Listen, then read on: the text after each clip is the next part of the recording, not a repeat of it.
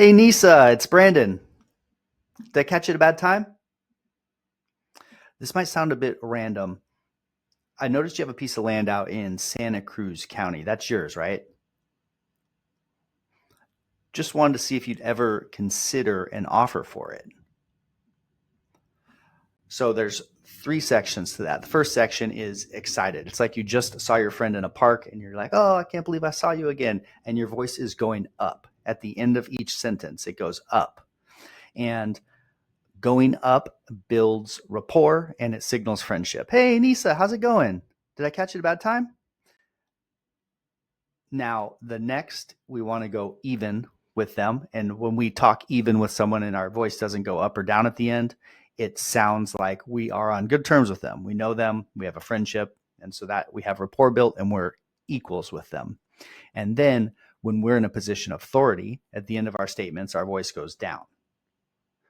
That didn't even do it. Our voice goes down.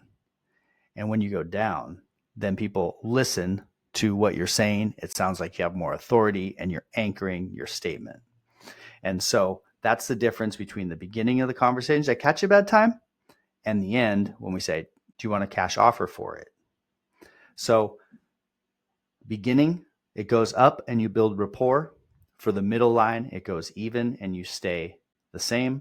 And then at the last one, you ask for a cash offer and it goes down. And those small changes in your tonality and where you pause are everything in this statement. So the pauses, there's a small pause in the beginning. You are making them wonder who it is. Like, is this an old friend I'm talking to? So, hey, Nisa, it's Brandon. During that split second pause there, they're wondering, it sounds like I know them.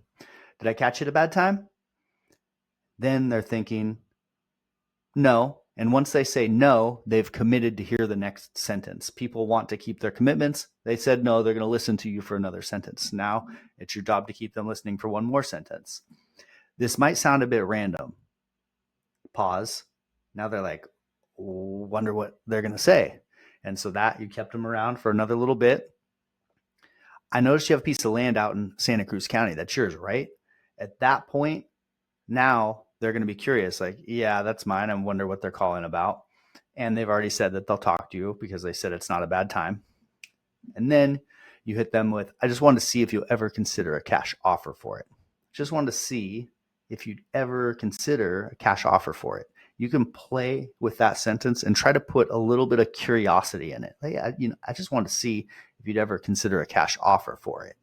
But just make sure that offer for it goes down, because that's where you are saying, I'm someone who knows what they're talking about and you should be listening to me.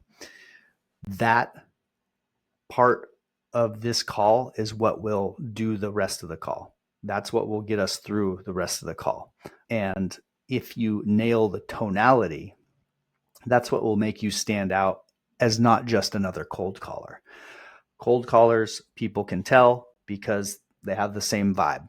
The vibe is you are below them. You're less than the person you're calling. And the reason that you sound like you're less than the person and you're not an equal with the person you're calling is because at the end of the sentence, you keep going up.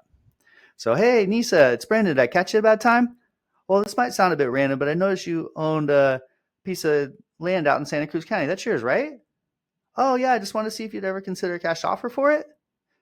That, once you do that 3 times in a row, now they're like, this is a cold caller. They sound weak. They don't know what they're talking about. I'm better than them. I'm going to be mean to them. I'm not going to give them my information. I'm going to say, just tell me your price, all that stuff. That will happen less often if you come out and you use voice tonality to control the conversation.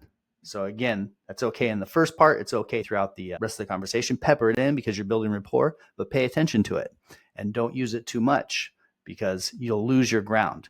When you use up at the end, it's because you want to make friends, but you're not trying to make friends the entire call. A lot of the call, you're trying to be the boss. So one more time, and then we will let Nisa run her magic here.